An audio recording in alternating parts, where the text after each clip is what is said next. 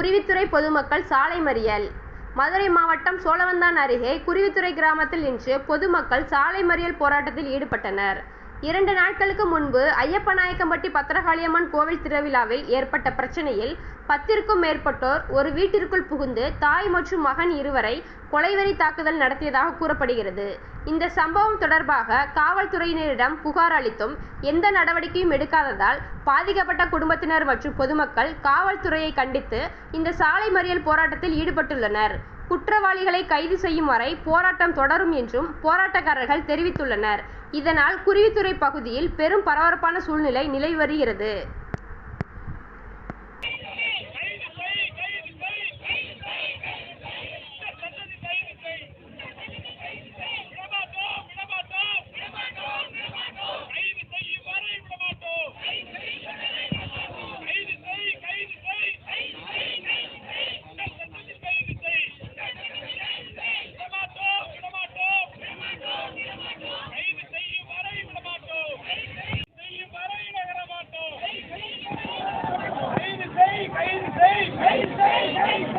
குற்றவாளிகளை கைது செய். விடமாட்டோம் விடமாட்டோம். கண்டிக்கும் வரை விடமாட்டோம். கண்டிக்கின்றோம் கண்டிக்கின்றோம். குற்றத்தை கண்டிக்கின்றோம். கண்டிக்கின்றோம் கண்டிக்கின்றோம்.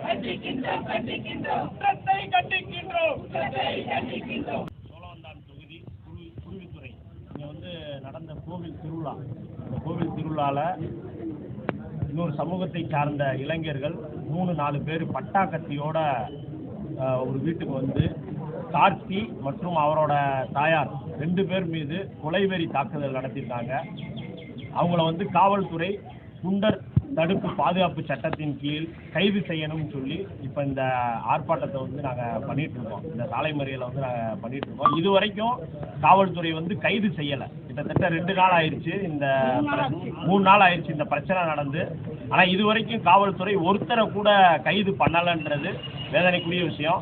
கைது பண்ணணும், இல்லை அப்படின்னா நாங்கள் இந்த சாலை மறியலை கைவிட போவதா இல்லை. கைது பண்ணுற வரையும் நாங்கள் சாலை மறியல் பண்ணத்தான் போகிறோம். காவல்துறை எங்களுக்கு உரிய நடவடிக்கை எடுக்கணும். இல்லை அப்படின்னா எங்களோட அடுத்த கட்ட நடவடிக்கை இன்னும் வேற மாதிரி இருக்கும்ன்றதை நாங்கள் ஒரு எச்சரிக்கையாக தெரிவிச்சோம்.